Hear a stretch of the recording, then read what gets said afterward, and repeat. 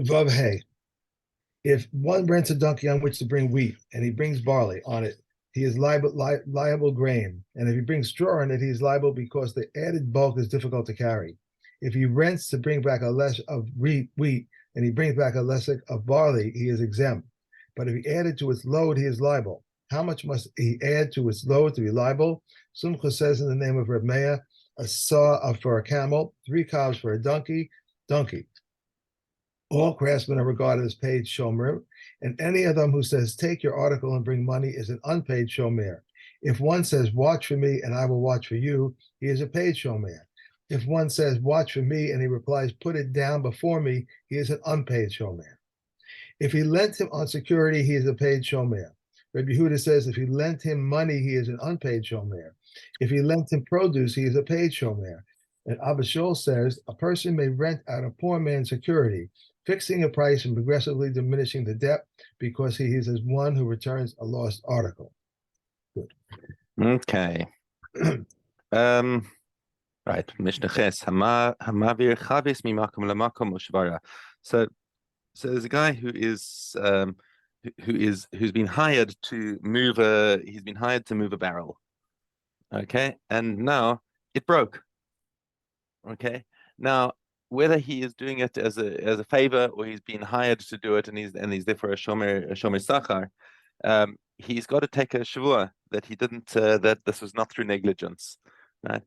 Because there's a certain risk involved in moving a barrel from place to place that it's going to break. Okay, so all that he's got to do is swear that he wasn't negligent, and it doesn't make a difference whether he's a shomer chinam or shomer sachar. He's patur from it because it's as long as it wasn't through his negligence, it wasn't, and it's not a geneva or an aveda. It's still there. It just got broken. So he tainas that it's just because the barrel was weak, or because of an ones. Some ones happened. Rabbi Eliezer Omer, he says, I agree that that's the halacha. But I just don't understand how it's possible for anyone to take a shavua that they weren't negligent, because I mean, there's so many things where a person could have been negligent. They could have done a little bit, maybe they could have done a little bit more. You know, if he had, let's say it was a windy path that would have taken him to the top, and he decided, okay, I'll take a little bit of a shortcut because it's shorter, and therefore put more strain on the barrel because it wasn't a smoother path, or something subtle like that. That could have been what broke it, and maybe that's maybe that's a shavua. And maybe that's a negligence, and now you're taking a shavua that you weren't negligent. He says, I know that this is the halakha, but it's difficult. Sorry, I feel like I'm going to sneeze. Labrut. Thank you. Okay. So, but the fact is that the Chachamim made a takana. They said if we don't allow them to take a shavua, then who's ever going to accept the job? Right. Because like a person's going to say, I'm going to take on this responsibility, and if something goes wrong, then I'm not going to be able to take a shavua that I wasn't negligent. So then you'll never find anyone who can actually can do the work. So this is one of these tikkun olam things that Chachamim said, is that just because there's no other way for the world to function. By the way, just a little segue from a little tangent from there is that you often find that sort of Reform Jews are into this concept of tikkun olam, but they don't know what it means. Tikkun olam is when Chachamim make a takana that will enable the world to function, because otherwise, if you ran things according to the strict letter of the law, the marketplace wouldn't work. So we have this example where they allow a person to take to swear that he wasn't negligent, even though it's possible that he might have been negligent.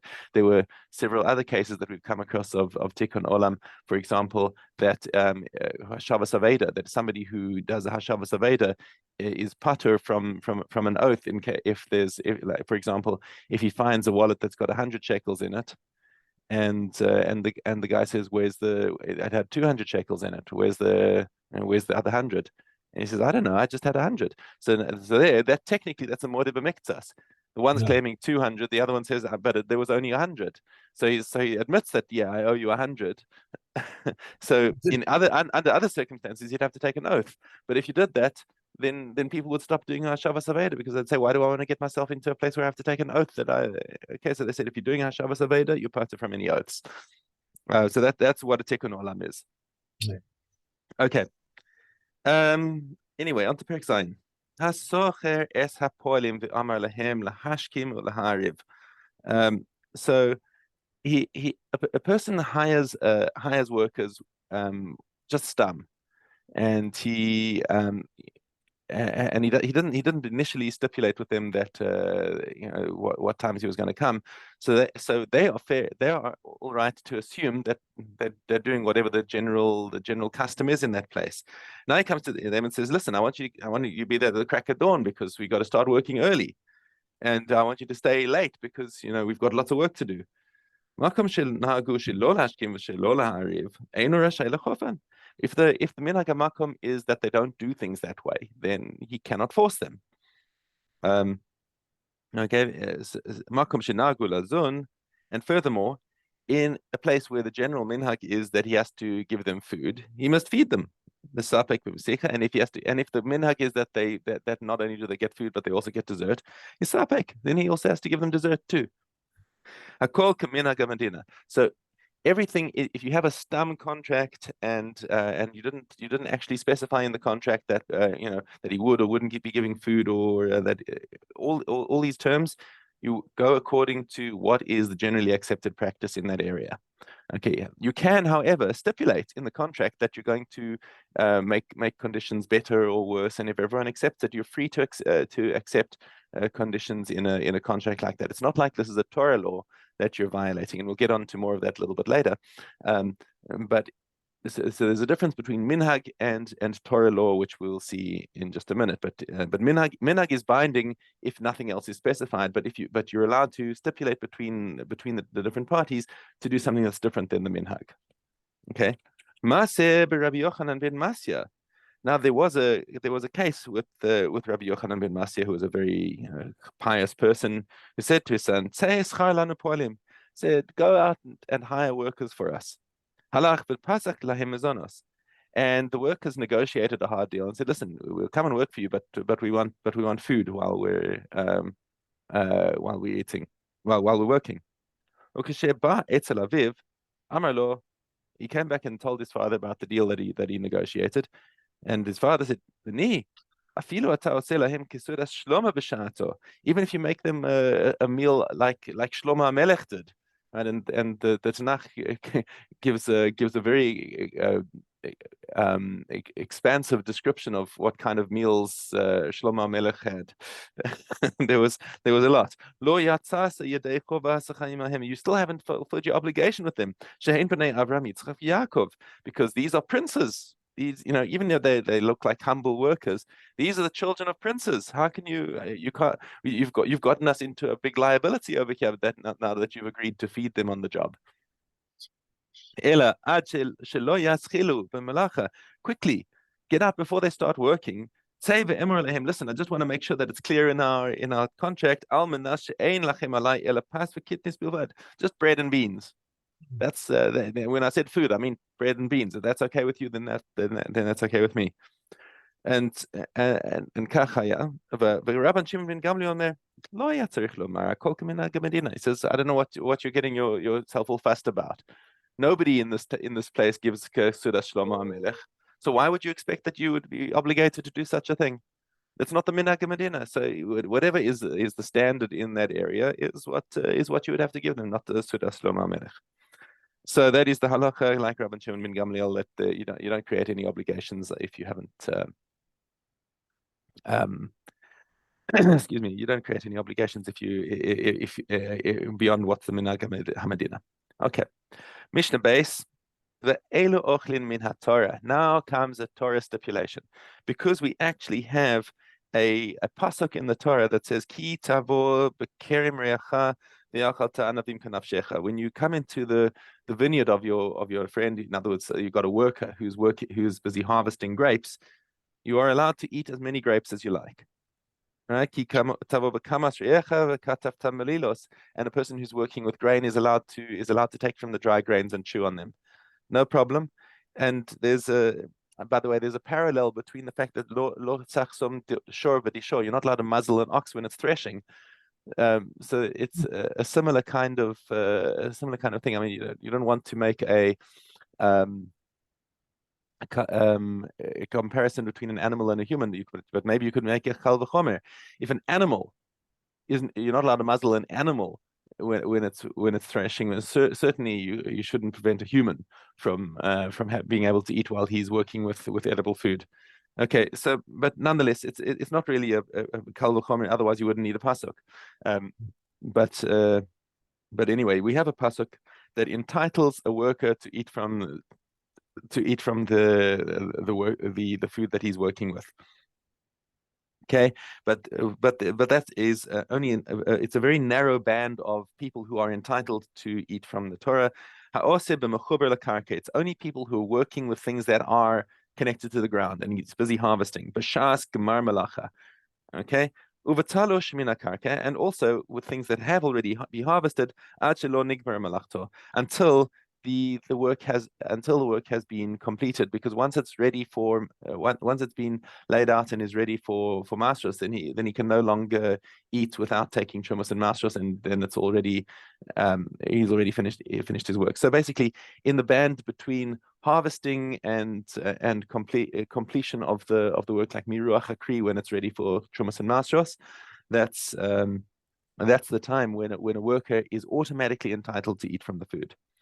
But So he's allowed to take the food from the ground, but once he brings it into the silo or he brings it into his barn or whatever to take trumas and maasros, he's finished. That's finished. Then he no longer can eat min haTorah. Okay. But dava shegidolo min haaretz. But it's dafka with, we're only talking about things that grow from the ground. Okay, that's the only thing that we have. In other words, we'll see that explicitly now. But these people do not have an automatic entitlement to eat. If he's just like pruning the trees, so he's been hired to prune the trees, and there's fruit on some of the trees, he's not allowed to eat those. That's not his job. They're not harvesting. Okay. Or with things that have already been harvested. So, for example, he's working with the grain, but they've already finished the biruach hakri. And furthermore, anyone who's working with anything that's not from the ground. So, for example, if you've got a guy's milking cows, he's not entitled to drink the milk, even though he looks at it and says, okay, so that's would kind of kill the kal v'chomer. Remember, we were talking about animals being able to eat with what they're working on. So we see it's not true with humans, that it's specifically only for things that grow from the ground, not for doing milk. And we're going to go see more in the coming days about making terms with between the employer and employee about the things that he's entitled to eat. Okay, let's go back. That was 3? Yeah, that was 3. Okay, I'm sorry. All right, go back. Okay. Dalet Zayin.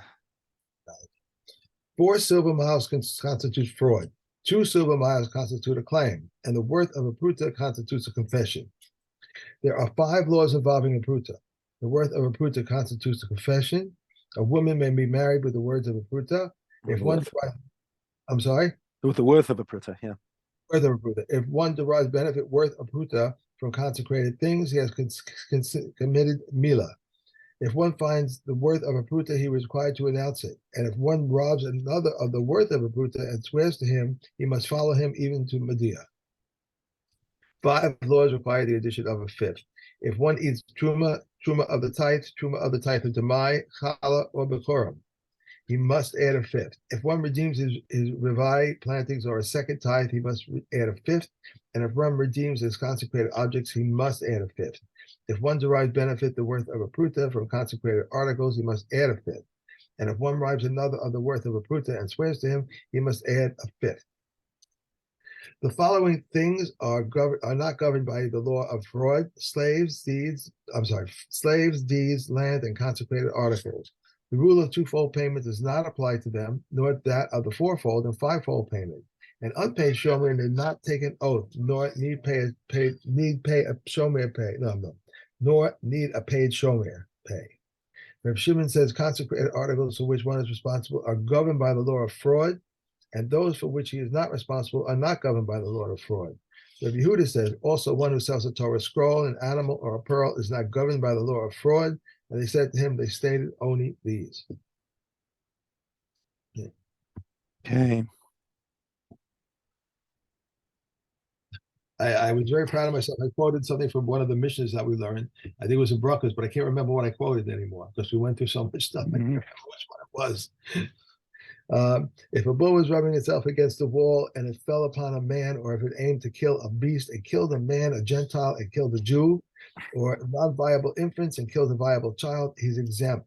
The bull of a woman, a bull of orphans, a bull of an administrator, the bull of a wilderness, the bull consecrated to the temple, the bull of a proselyte who died and left no heirs, these are liable to death. Rabbi Yehuda says a bull of the wilderness, a bull consecrated to the temple, and a bull of a proselyte who died are exempt from death since they have no owners. If a bull is condemned to be stolen and its owner consecrated it, it is not consecrated if he slaughtered it. It's flesh. No. Pause. It is not. It is not consecrated. If he slaughtered it. All right. It is not consecrated. If he slaughtered it, its flesh is prohibited. If before its sentence was passed, if the owner consecrated it, it is consecrated if he slaughtered it, and its flesh is permissible. Okay.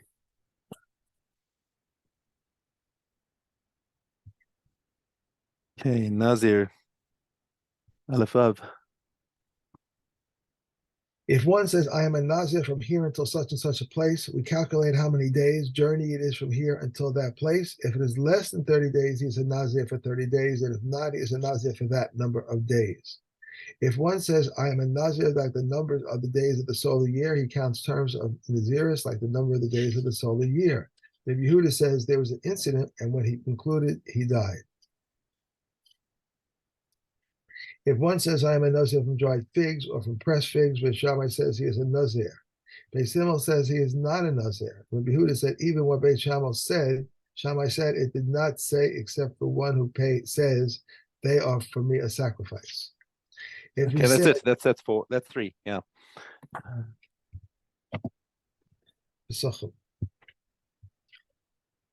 Okay, tough, Aleph. What did I say? Tough? Yeah, tet. Yeah. One who was contaminated or on a distant journey had not observed the first Pesach must observe the second. If he erred and was prevented and therefore did not observe the first Pesach, he must observe the second. If so, why is it said one who was contaminated or one is on a distant journey? Because these are exempt from karet, but those are liable to kares. What is the distant journey? From a de'im and beyond, and like a distance in any direction. These are the words of Rabbi Akiva. Reb Eliezer says from the threshold of the temple courtyard and beyond. Reb Yoshi says, therefore, there is a dot over the letter A, as if to say, not because it is literally distant, but rather from the threshold of the temple courtyard and beyond. What is the difference between the first Pesach and the second? The first Pesach comes on the prohibition of it shall not be seen and it shall not be found, whereas in the second Pesach, both matzah and chametz are with him in the house. In the house. I made a mistake? That's right, Karen. You just you looked like you were about to run on, but it's an end of the sentence there. Yeah. First requires the recitation of Hallel during the Pesach's eating, but the second does not require Hallel during its eating. Both require the recitation of Hallel when they are offered. Both are eaten, roasted together with matzah and bitter herbs, and both override Shabbos. Okay, that's it.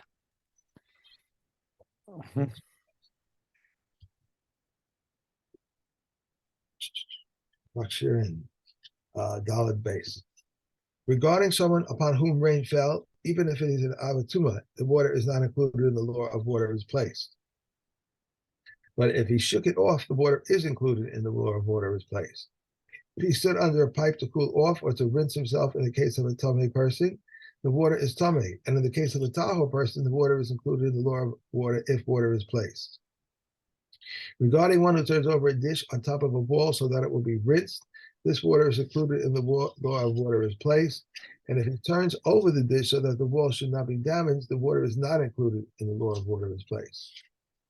Regarding a barrel into which a leak dripped, Beit Shammai says he must break the barrel, but Beit Hillel says he may pour out the water, but they agree that he may stretch out his hand and take the produce from within the barrel, and the produce is tahor. Okay.